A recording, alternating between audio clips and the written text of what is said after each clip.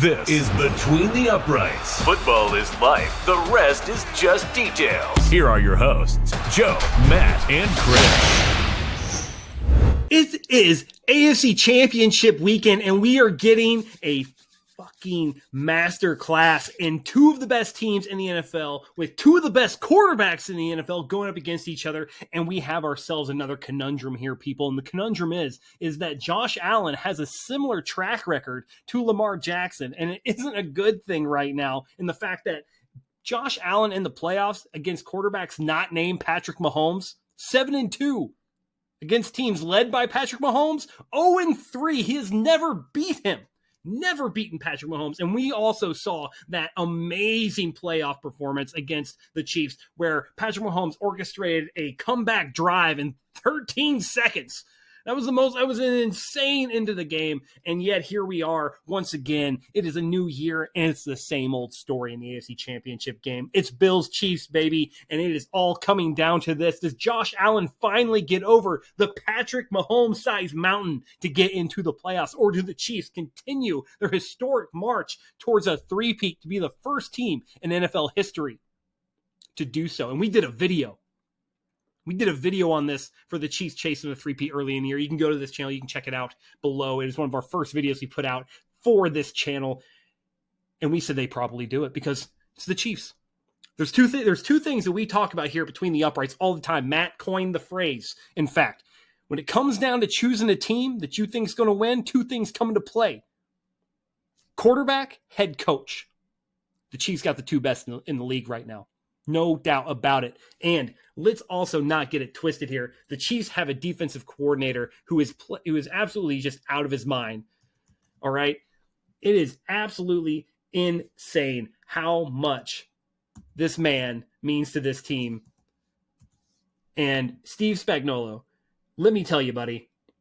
Steve Spagnuolo is that man. I don't even know how to compare him to because every time he's shown on TV, man, his hands are on his hips, his eyes are wide, and he's foaming at the fucking mouth on the sideline. Right? Like, I think he would go out there. Like, if you ever watched The Replacements, Matt? Keanu Reeves movie? Yeah, Danny fucking Bateman is what that scene where it's like, you got me the ball! I swear to God, Steve Spagnuolo is like that every single time his defense makes a play. That man is in it to win it. And so when it comes down to having good coaches, the Chiefs got that. When it comes down to having the best quarterback in the NFL, the Chiefs got that. Granted, if you listen to the rest of the NFL fans, and Patriots fans will find this familiar if you think back to our winning days, it's the refs. The refs are winning it for the Chiefs all the time. The refs are doing it for the Chiefs. And don't get me wrong. I do think that Patrick Mahomes sells some contact. So does Josh Allen, Lamar Jackson, all the greats do it. They really do. They sell contact. And I do think that sometimes, you get the little benefit of the doubt. But if you're the face of the fucking NFL, I guess that's how it works. And I can't argue that. And honestly, I'm going to go on a little ref rant here real quick. Maybe if the NFL actually, employed the refs instead of having them be part-time employees. Well, you realize that all the refs in the NFL are like lawyers and fucking doctors and shit, right? Like they have day jobs. they're reffing on the weekends because get a little extra scratch. And when the NFL is not going, they're doing their day job, their regular day job all the time. They're not actually employees. So you can't really hold them that accountable. And if you think about it, as good as they are, it's actually rather incredible that they aren't permanent employees. They have a day job. So you have to give them a little bit of leeway there. And I don't think it plays too much into this game because honestly, if it comes down to a call here, a call there, you probably weren't winning in the first place because you didn't play well enough to do so. So the ref argument's out the door, Buffalo. It's out the door. I don't want to see a single Buffalo Bills fan come out at the end of this game. Oh, it was the refs. The refs got us. I don't want to hear that. And you know what? Matt, I need to stop ranting right now because I almost went straight into my prediction. So I'm going to kick it to you, man. I am going to give it to you here. This is going to be a great game. I think that this right here, honestly, may be a better game than the Super Bowl matchup we're going to get. I think it's going to be more entertaining to watch this game I agree. This essentially, like we did a video earlier that came out earlier in the week about Lamar Jackson and some of the comparative lists to where he is on the quarterback chart, and compared it to past decades where you had like the Tom Brady Peyton Manning matchups. This is the Tom Brady Peyton Manning matchup of this era.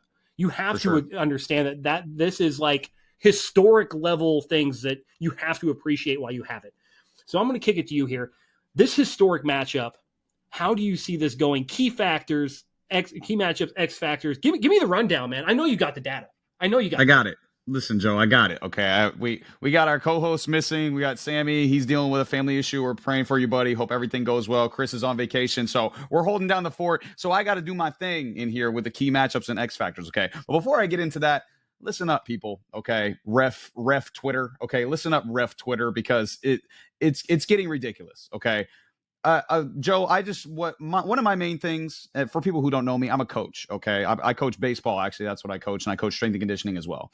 One of my main things with the kids when they come in is accountability. Okay. Not only holding your teammates accountable, but holding yourself accountable as well. Okay. And I just held myself accountable on the Commanders video that we just did, because Commanders fans have been coming at me. I just held myself accountable. I got that one wrong. I messed up. Okay. I fucked it up. Okay. Sometimes you got to look yourself in the mirror and say you fucked it up. Okay. Houston Texans.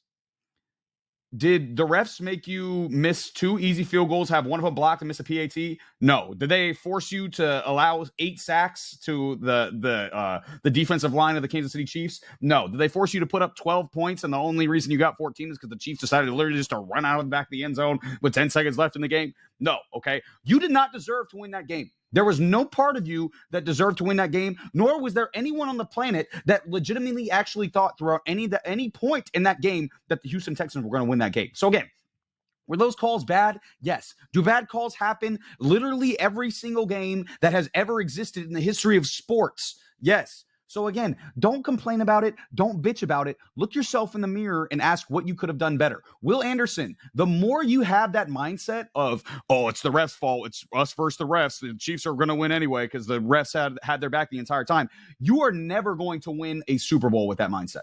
Literally never. Okay. So the second that you realize that, then you'll be an actual contender. Okay. But right now, the Houston Texans cannot be taken seriously as a contender because they are worried too much about the refs. And so is the rest of Twitter. Okay. Get the hell over it. Okay. The refs are bad. They suck in all sports all the time. Okay. They're always terrible. They're never going to get better. They always suck. It's part of the game. You have to get over it, figure it out. Anyways, back to the game. Okay. The X factor for this game is going to be Travis Kelce. Okay. Stopping Travis Kelce if you're the Buffalo Bills. If you're the Buffalo Bills, anyone but Travis Kelce can beat you if you're Buffalo. Literally anyone. Okay. We saw it last week. Travis Kelce has kind of a down year, doesn't have a big year. Everyone's thinking Kelce's washed. He comes out the first game of the playoffs, goes 7 catches for 117 yards and a touchdown versus the Houston Texans. Okay. When everyone thinks that this guy is cooked, he's going to continue to rise to the occasion over and over and over again. That was his 9th 100-yard playoff game. Broke a tie with Jerry Rice, the most ever. Okay. And he's played 7 less games in the playoffs than Jerry Rice has. This guy is one of the greatest playoff performers in the history of sports, not just in the history of football. Travis Kelce is one of the greatest playoff performers in the history of sports. Okay. He's also got 14 straight playoff games with at least 70 yards. So that means he's literally never had a bad game in the last 14 games. That's basically like 5 seasons worth of playoffs that he has never had a bad game. So this guy's going to show up every single time. This dude in the regular season, 10-time Pro Bowler, 4-time All-Pro, 1,000 catches, 1,004 catches, 3rd all-time for tight ends, 12,151 yards, 3rd all-time among tight ends and yards, and then 77 touchdowns, 5th all-time among tight ends and touchdowns. So again, one of the greatest regular season tight ends we've ever seen. And then in the playoffs, gets even better. 22 games. 172 catches, most ever by a wide receiver or a tight end. Okay, the number 1 all-time most catches in the playoffs is Travis Kelce. 2,020 yards, 2nd most ever, only behind Jerry Rice. 20 touchdowns, 2nd most ever, only behind Jerry Rice. And again, this guy comes through in the biggest moments. If you're the Buffalo Bills, remember the previous playoff matchups that you had against this guy, because in the 3 previous games versus Buffalo in the playoffs, 2020 AFC Championship game, Travis Kelce goes for 13 catches, 118 yards and 2 touchdowns. He kills you, and the Chiefs win. Okay, 2021 AFC Divisional, Travis Kelce 8 catches, 96 yards and a touchdown. He kills you, and the Chiefs win. 2023 AFC Divisional, 5 catches, 75 yards and 2 touchdowns. He kills you, and the Chiefs win. If he does that again it's going to be so hard for the Buffalo Bills to win this game. So you have to find a way. I don't care if you put 4 guys on them, okay? You just can't let Travis Kelce beat you in this game. If anybody else beats you, you can live with it. But Travis Kelce beating you, you can't live with it. Now, to the key matchup, and this kind of plays into the X factor as well, okay? It's going to be the Bills run game versus the Chiefs run defense, okay? Bills run game in this playoffs. They had 44 carries for 210 yards, 4.8 yards a pop against the Broncos, okay? The game against the Ravens, 36 carries for 147 yards, 4.1 yards per carry, like I said, against the Ravens, okay? Not crazy efficient. They're not doing super crazy efficiency, but sticking with the run game and controlling the clock is so important in the playoffs. The Bills have controlled time of possession the first 2 games. And again, if you want to keep Travis Kelce and Patrick Mahomes off the field, you better run the damn ball well, okay? You better run it really, really well, and you better control the clock, and you better have some long sustained drives. And that's what Buffalo's got to do this week, okay? And we saw the Houston Texans last week run it really well against the Chiefs. They had 29 carries for 149 yards, 5.1 yards per carry against the Chiefs defense last week. So again, this Chiefs defense in the regular season was good against the run, 8th best against the run. The Bills offense was 9th best against the run in the regular season. So again, the Chiefs defense is good against the run, but we've seen it, like we saw last week, be able to be run on if you have a good run game, and the Bills have just that. So if the Bills can keep Patrick Mahomes and company off the field, they're going to have a great shot to win this game, and they're going to have a great shot to move on to the Super Bowl for the first time in 30 years or whatever it is for the Buffalo Bills. So again, stopping Travis Kelce and then the Bills handling the run game, making sure they control the clock is going to be huge if the Bills want to win this game. Yeah, I mean, to be fair, they met earlier in the year. Travis Kelce I got the numbers right here, ran 26 routes, had 4 targets for 2 catches and 8 yards. Got to do it again. That is all he got against Buffalo in that week. I believe that was week 10, that week 10 game. So he did not do well. And to your point, the running attack for the Bills, I mean, they put up 104 yards and 3 rushing touchdowns in that game. So they dominated the ground game, and realistically, they dominated the offensive game because the Kansas City Chiefs only had, I think it was, here it is, like 274 total yards of offense. And Patrick Mahomes threw 2 picks in that game and was sacked twice. So they really got after him defensively. They really locked him down defensively, and they kind of really did focus on Travis Kelce because they really the guy who did the most damage to them was actually Noah Gray. Noah Gray caught 2 touchdowns, and Xavier Worthy caught the other one, but those 2 still only combined for 8 receptions and 84 total yards. So the Bills figured them out. Granted, that was in Buffalo. This is in Kansas City. That is a different environment completely. Who knows if they can replicate that? But, I almost let my prediction go earlier in this video. I was on one, man. I was ready for it. On one. I've doubted the Chiefs all year. They've gone through multiple kickers. They've had a lot of injuries. And you know what? They're always winning. Always winning. Always winning. So, with that in mind, Buffalo's fucking winning this game. Let's go. Buffalo is going to win this motherfucking game. Josh Allen is ending the three-peat in the AFC Championship game. It is done. He gets over the mountain that is Patrick Mahomes. He's no longer in the shadow. He established that the tide has turned, and it's in Buffalo's favor, and they are putting an end to the Chiefs dynasty this Sunday, and it all starts at 5:30, baby. But I'm going to go to Matt, because Matt has said the same thing every time. He'll talk all the shit about the Chiefs, talk them down, and at the end of it, he just goes, but hey, they got Patrick Mahomes and Andy Reid, so they're going to win. Matt, sticking with that assessment, man? Listen, Joe, I speak for the entire population of the world, besides the city of Kansas City, when I say I want the Bills to win this game so bad. Like, I want Josh Allen and the Bills to win. I don't know as much as if, like, when the Patriots were in the playoffs, I wanted them to win, but I really want Josh Allen and the Bills to win this game. And that's saying a lot because, again, I'm a Patriots fan. I don't ever root for the Bills, and I'm rooting super hard for the Bills here. I really hope they win this game, and they have a great shot. And I'm not going to be shocked if the Bills win this game. I'm really not. But the last 20, this is a stat to the Chiefs, and it's a stat to the Bills. Patrick Mahomes, in his last 22 games, he is 22-1. But you want to know the only loss? At Buffalo, week 11. And this game reminds me a lot of a game that you're very familiar with, Joe. I'm very familiar with, Joe. The 2006 AFC Championship game. Manning versus Brady, obviously the two best quarterbacks in football. Brady was unbeaten against Manning in the playoffs and had 3 Super Bowl rings. Manning had Patriots demons for a long time. He kept losing to the Patriots in the regular season and in the playoffs. The Pats went up 21-3 in that game, and the Colts came back to win it.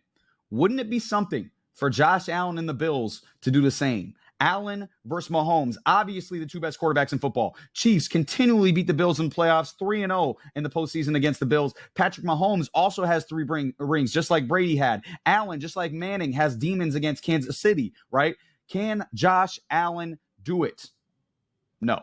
I'm not going to pick it. I'm not going to say no, maybe. I'm not going to pick it, okay? I just won't, okay? I picked Kansas City to be in the Super Bowl in the preseason, okay? I picked Kansas City to be in the Super Bowl last year and the entire last season when they were 11-6 and everybody's talking about, oh, the Chiefs are vulnerable. They can't do this. They can't do that, blah, blah, blah. Every single round they were picking against them. I was like, dude, I'm picking the Chiefs. Like, what do you want me to do? I'm just going to pick the Chiefs and I'm going to be unhappy and I'm going to be right. Like, that's how it's going to work. And that's how it was every single round of the playoffs, you know? And that's unfortunately how I see it going this year as well, okay? Every time it looks like Patrick Mahomes is dead, he gets it done. Buffalo, like I said, Buffalo can win. I'm not going to be surprised if they win, but unfortunately, I'm just going to have to believe it when I see it with the Buffalo Bills against the Kansas City Chiefs in the playoffs. And again, picking the Kansas City Chiefs in the playoffs is just continually a losing proposition. It's not very good odds to pick against the Kansas City Chiefs in the playoffs. Again, I'll be very happy if they lose. I'll be in here happy and wrong if they lose next week. I just don't think it's going to happen. I think the Chiefs win 23-21. Harrison Butker is going to kick a 42-yard game-winning field goal after another Patrick Mahomes game-winning drive, and we're going to have to deal with the Chiefs in the Super Bowl again. This has been Between the Uprights. Football is life. The rest is just details.